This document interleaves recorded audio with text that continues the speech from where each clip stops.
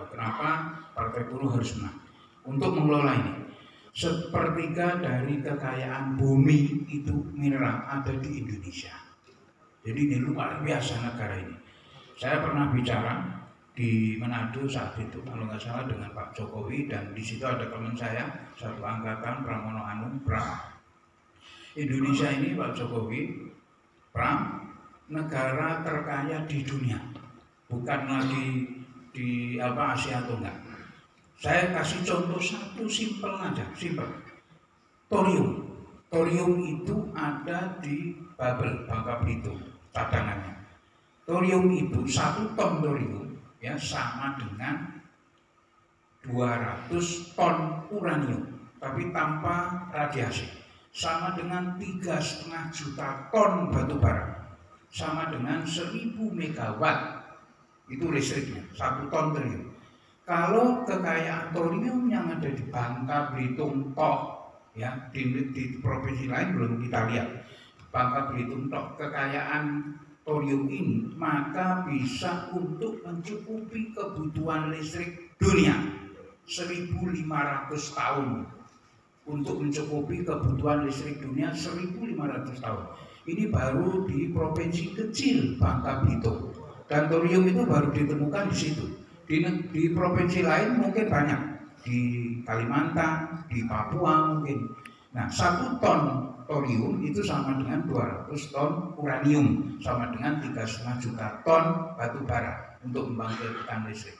Ini baru kita bicara tentang thorium yang simpelnya sedikit di Bangka Belitung. Saya waktu tahun 2002 itu nyalon gubernur, wakil gubernur di Sumatera Selatan, Palembang saat itu bersama-sama dengan waktu itu wakil kita Pak Marzuki Ali dari Demokrat, waktu saat itu belum Demokrat ya, belum lahir. Itu saya mendatangkan teman-teman tim dari ITB, teman-teman saya, termasuk ada Pram juga saat itu dari PDIP, minta dihitung berapa cadangan batu bara yang ada di Sumatera Selatan untuk dikonvers menjadi energi listrik. Ternyata setelah kita hitung, itu batu bara yang di Sumatera Selatan saat itu 82% tanah di Sumatera Selatan itu mengandung batu bara yang bisa untuk membangkitkan listrik. Lalu itu dibakar, dikonvers menjadi energi listrik, maka bisa untuk mencukupi kebutuhan listrik Indonesia selama 1000 tahun. Jadi dari sisi manapun kita susah. Saya kalau menceritakan kekayaan Indonesia ini, makanya saya bilang ke Pak Presiden kita ini, Pak Iqbal, saudara saya, sampai sebulan dari pagi 24 jam nggak tidur, nggak akan selesai cerita tentang kekayaan negara ini. Nah, yang kedua, kenapa Partai Buruh harus menang?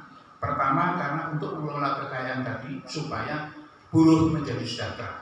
Jadi dalam benak saya pernah diskusi dengan beliau, dalam benak saya, buruh itu suruh kerja yang baik, ya, dengan upah yang baik, tapi semuanya kita yang mikirkan, negara yang mikirkan. Dari mana? Dari kekayaan alam yang ada ini. Kita pikirkan, karena mayoritas kita ini buruh, petani, dan guru honorer dan lain sebagainya, mayoritas kita ini itu. Jadi negara yang mikirin, rumahnya kita pikirin, dengan kekayaan alam yang tadi kita ambil, kita buat rumah untuk para buruh-buruh itu sehingga dia bekerja dengan baik, kesehatannya kita gratiskan dari kekayaan alam yang kita itu, semua rumah kesejahteraan, sekolahnya kita gratiskan, kesehatan kita gratiskan, sehingga buruh-buruh tadi, petani dan lain sebagainya kerjanya mantap, tidak demo, tidak ngapa-ngapain, gajinya juga cukup, pekerja yang namanya pengusaha tidak perlu mikir-mikir lagi bahwa gaji segala macam, karena dia sudah sesuai. Buruhnya juga nggak mikir apa-apa, dia kalau sakit sudah bisa ke rumah sakit manapun sehat, dia kalau pengen punya rumah negara bangunin, dia kalau kepengen sekolah tinggi juga negara yang menyekolahkan. Itu yang terjadi di waktu awal. Kalau kita lihat sejarah Venezuela, itu yang terjadi. Jadi Venezuela itu sampai menggratiskan bensin dan lain sebagainya, digratiskan karena kekayaan alamnya yang luar biasa. Nah, di kita sini banyak hal yang bisa kita kerjakan dengan kekayaan alam yang ada. Yang kedua, kenapa Partai Buruh harus menang? di 2024. Yang pertama tadi untuk mengelola kekayaan dengan baik, tidak diserahkan ke oligarki tertentu. Yang kedua adalah saya menyitir diskusi dengan Pak Mahfud MD, Menko Polhukam kita itu, bahwa sekarang ini semenjak tahun 2017 negara kita ini sudah sangat terbelah, dan keterbelahan ini makin lama makin dalam. Jadi keterbelahan ini disimplifikasi negara kita ini dengan dua bagian doang, satu cebong, satu kadrun. Sudah itu doang, ada kadrun, ada cebong. Kalau nggak kadrun, kalau kita bicara agama secara fanatik sedikit Islam, dia mungkin kadrun. Kalau enggak, ini NKRI yang paling NKRI ini adalah cebong misalnya.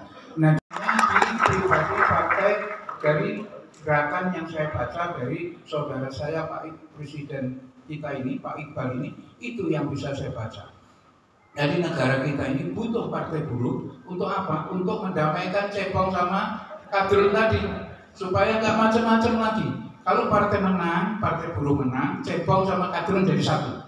Jadi nggak ada lagi hoax, nggak ada lagi buzzer, nggak ada lagi apa-apa. Sudah semua kerja dengan baik. Saya organisasi partai buruh sebagai pemenang pemilu yang akan memikirkan kesejahteraan Anda, rumah sakit Anda gratis sampai rumah sakit yang paling mewah sekalipun, sampai mau ke Amerika silakan mengikut Pak SBY ke Amerika sana berobat, yaitu negara yang bayari, mau dimanapun negara yang bayari, belum negara kaya, bukan kaya lagi, negara super kaya. Nah ayo partai buruh bersama-sama dengan rakyat menangkan pemilu ini, jangan tanggung-tanggung. Kalau bisa dari satu besar, bukan lagi 5 besar atau 3 besar, dan itu kita bisa. Kita baca sejarah, ada di, kalau nggak salah tadi saya sebelum kesini tadi saya bawa KPN, tapi rasanya setelah sambutan ini KPN-nya nggak berlaku lagi.